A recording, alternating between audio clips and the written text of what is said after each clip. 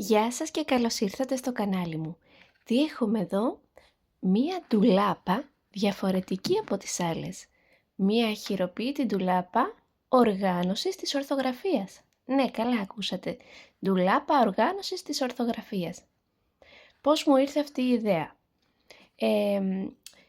Είμαι φιλόλογος όπως γνωρίζετε και βλέπω κάποιους μαθητές μου που προσπαθούν να μάθουν την κάθε λέξη μεμονωμένα πώς γράφεται.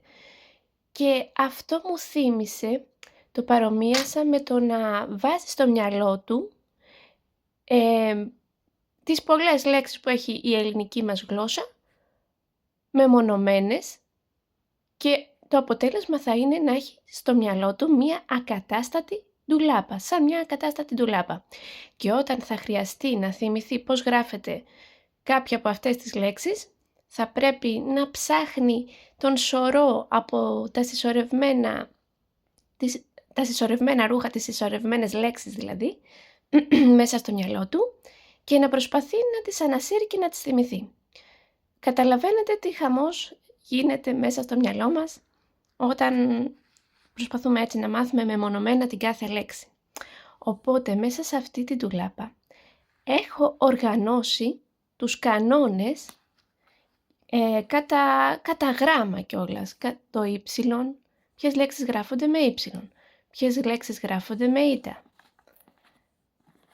ποιες λέξεις γράφονται με έψιλον γιώτα, ποιες λέξεις γράφονται με όμικρον γιώτα, το γιώτα που είναι οι περισσότερες λέξεις, οπότε είναι και ένα μεγάλο ντουλάπι. Λέξεις με όμικρον σε συρταράκια, με ωμέγα, με έψιλον και με αλφα γιώτα. Τα δύο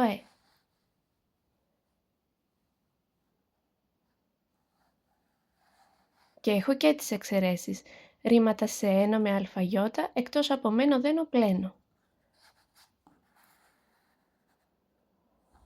Μέχρι και η σχολική γραμματική παρατήρησα ότι τα έχει, ό,τι αφορά την ορθογραφία, τα έχει ακατάστατα. Δεν τα έχει σε σειρά, δεν τα έχει αναγράμμα, που ίσως βοηθάει πιο πολύ τα παιδιά, εγώ πιστεύω.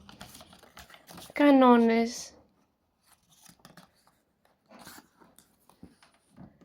Και στην άλλη πλευρά, ρήματα σε όνο.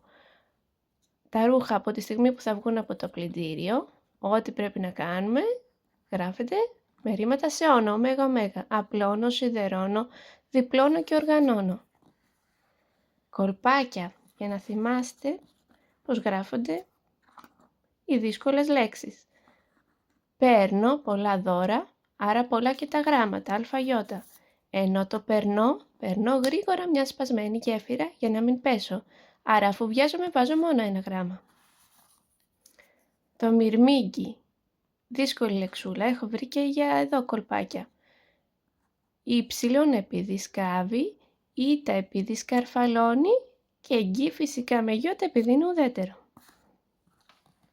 Και εδώ έχουμε το ντουλάπι ακαταστασίας, όπου είναι λέξεις και εικόνες για να τις τοποθετήσει σύμφωνα με το πώς γράφονται στο σωστό ντουλάπι. Σιδερώνω, πάει στο πλυντήριο.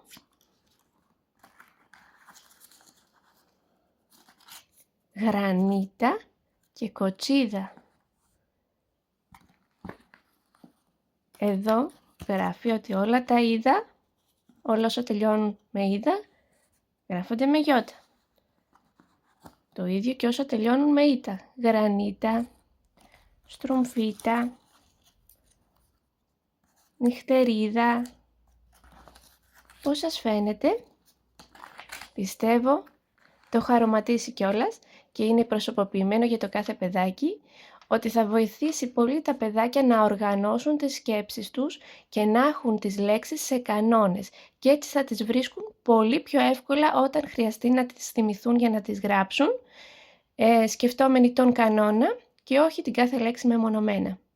Μπορώ να το φτιάξω προσωποποιημένο για το κάθε παιδάκι με το όνομά του, με τα χρώματα που θέλει, αν είναι για αγοράκι με αυτοκόλλητα, με άλλα χρώματα κλπ. Στείλτε μου μήνυμα αν θέλετε να σας φτιάξω. Καλή συνέχεια. Γεια σας.